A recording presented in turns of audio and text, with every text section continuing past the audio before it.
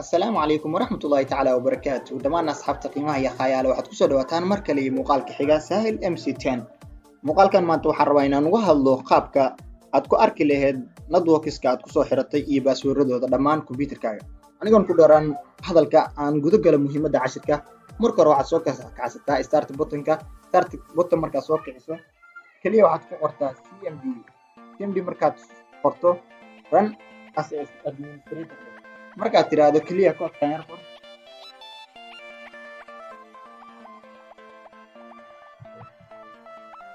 marka intaan dhahdo haddana passwordka si aan usoo saarno waxaad qortaa isla koodkii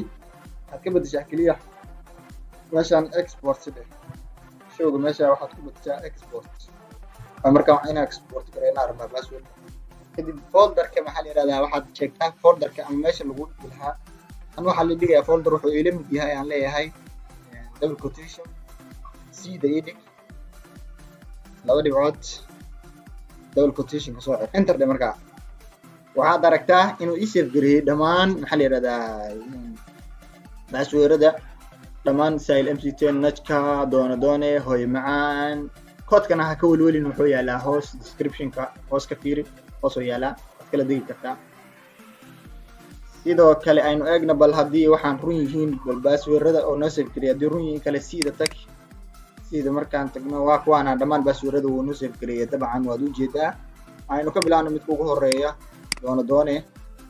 doone noo soo fur doone passwordkiisa horta magaciisa waa doone wey passwordkana waa kan waa 12 13 14 aynu eegno midka inoogu xiran anaga Sahil MC10 waa kana asagana username waa kana dabcan waa runtiis hadda haddaan disconnect dhaho forget password hadhe cafwan forget markaan dhaho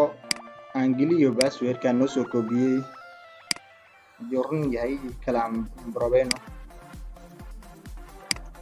bast ku dheh waad aragtaa inuu passwordka kii leeyahay waxaad aragtaa inuu ku xirmay